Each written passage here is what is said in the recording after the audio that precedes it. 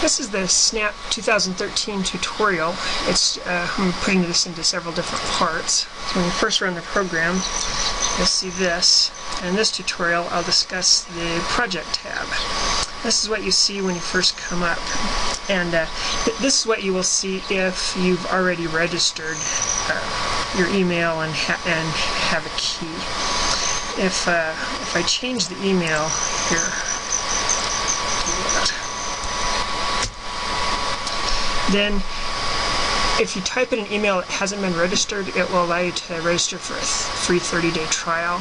And whenever you click that, it'll automatically send an activation key to your email that you entered here. And then you can type that in or copy and paste it into the key field here. If you have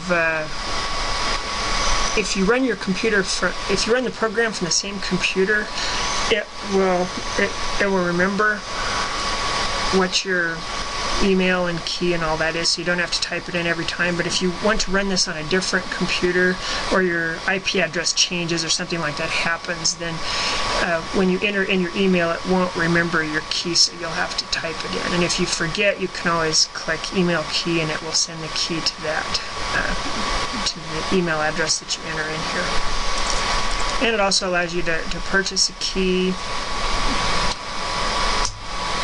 I'll enter in my correct email address here.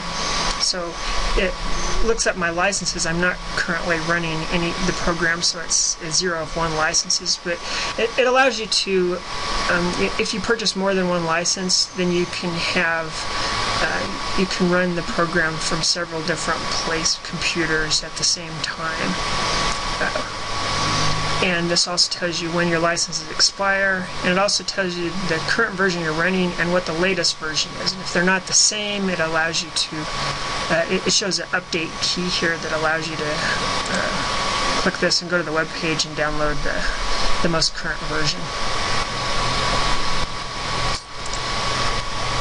And once you type in the correct key, hit enter, then it will show a project box and an archive box. If you open up the archive, you can see if you have any files archived. And to archive a project, you just simply go to the X beside the project and it'll send it to the archive. If you want to move it from the archive back to the project, just simply select it in the archive and it will come back here. Just be a little careful. If you delete it from the archive, it will permanently delete the folder without any warning, so just so you know. And if you look at the bottom of the screen, you'll see a status bar that will give you additional help in case you can't remember if selecting it moves it or deleting it permanently deletes the folder. And you can find out about most of the buttons on here.